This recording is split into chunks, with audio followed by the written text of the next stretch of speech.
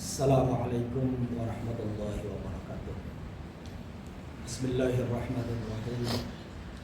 Alhamdulillahilladzi bi ni'matihi tatimmus shalihat wa bi syukrihi ala ni'amihi wa alaihi tatazzayadul khairat wal barakat wa bil istinani bi sunnati nabiyhi tunalus sa'adat wa salawatullahi wa taslimatuhu ala man laulahu ma khuliqatil ardu was samawat Muhammadin sayyidis sadat wa ala sa'iri alihi wa ashabihi ulil manaqib wad darajat.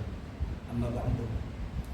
Para pemirsa di Ambyar yang saya hormati, alhamdulillahirabbil alamin, bersyukur kita atas nikmat yang Allah limpahkan dan karuniakan kepada kita semua, terkhusus nikmat atas diijabahnya doa-doa kita selama sepanjang bulan Rajab dan bulan Syaban.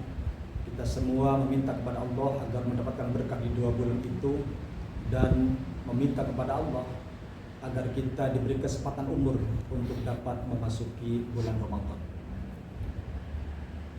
Para pemirsa yang budiman, bulan Ramadan teramat istimewa untuk kita umat Nabi Muhammad sallallahu alaihi wasallam. Bagaimana tidak, sebab dengan sebatas kita merasakan kegembiraan atas datangnya bulan Ramadan, jasad kita diharamkan oleh Allah untuk dibakar di api neraka. Di dalam bulan Ramadan, pintu-pintu surga semua terbuka lebar, sementara pintu neraka tertutup rapat dan semua setan dalam keadaan terbelenggu. Di dalam bulan Ramadan ada satu malam di mana ketika kita beribadah di malam itu akan setara nilainya dengan ibadah yang kita lakukan selama 1000 bulan. Dan ketika kita berpuasa di dalam Ramadan, bahkan tidur kita pun itu dinilai sebuah ibadah. Para pemirsa, tentu kita harus merespon segala nikmat, segala karunia Allah di bulan Ramadan ini dengan melakukan ibadah secara maksimal, secara optimal. Tidak boleh kemudian kita masih mempertahankan cara berpikir lama, bahwa ketika kita berpuasa tidur pun kita akan mendapatkan pahala. Itu merupakan hal yang benar, akan tetapi kita harus menganalogikan atau memberikan sebuah contoh atau gambaran bahwa ketika ada seseorang yang berbuat baik kepada kita, banyak memberikan bantuan kepada kita, kemudian kita abaikan, kita lalaikan segala nasihat-nasihatnya, segala petuah-petuahnya, tentu akan menjadikan marah orang yang telah berbuat baik kepada kita itu. Jadi langkah yang bijak tentu bagi kita, bagi diri kita adalah kita harus memenuhi, mengisi semua nikmat-nikmat yang Allah karuniakan kepada kita di bulan Ramadan ini dengan melaksanakan segala aktivitas, segala kegiatan yang bermakna, ibadah-ibadah, baik ibadah wajib maupun ibadah-ibadah yang sunnah seperti kalau malam tadarus dan lain sebagainya. Dan yang paling penting dan paling utama tentu adalah bagaimana kita harus berusaha secara maksimal untuk melaksanakan ibadah saum ini, ibadah puasa ini dengan melakukan segala syarat-syarat, segala rukun-rukun puasa serta adab-adab berpuasa. Ketika kita sudah berusaha secara maksimal untuk melaksanakan aktivitas, utamanya kegiatan puasa di bulan Ramadan ini, maka niscaya satu keyakinan bahwa kita akan dapat memetik salah satu hikmah dari disyariatkannya puasa, yakni menjadikan kita sebagai pribadi yang memiliki karakter yang lembut. Seperti kata ulama mengatakan bahwa di antara hikmah tasyri' puasa Ramadan adalah an-shaum yurabbil insan malakatal hubbi wal 'atfi wal hannan.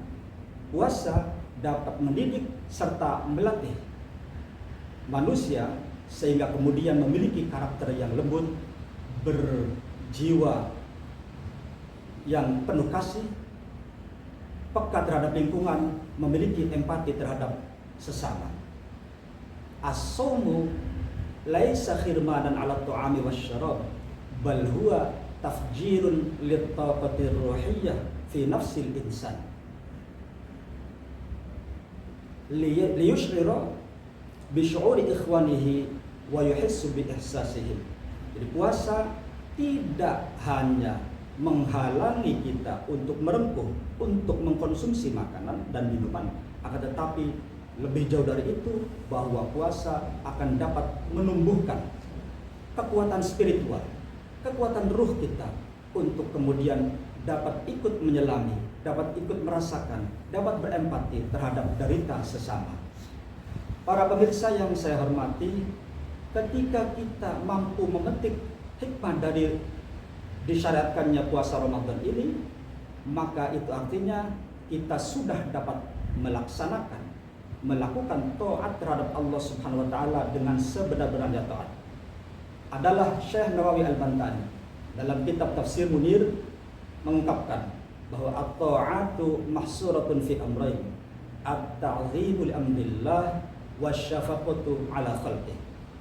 Beliau Syekh Nawawi Banten mengatakan bahwa segala ketaatan, kepatuhan dan ketundukan kita kepada Allah Subhanahu wa taala sesungguhnya terangkum dalam dua hal. Yang pertama, mengagungkan Allah, dan yang kedua, mengasihi terhadap sesama. Islam bukan hanya agama ketuhanan, akan tetapi Islam juga merupakan agama kemanusiaan.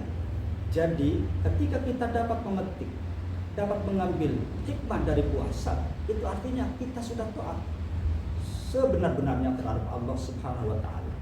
Dalam banyak ibadah, bahkan hampir semua ibadah, semua hal-hal, semua ibadah yang kelihatannya vertikal langsung berhubungan dengan Allah, tapi sesungguhnya ada keterkaitan dengan persoalan-persoalan kemanusiaan.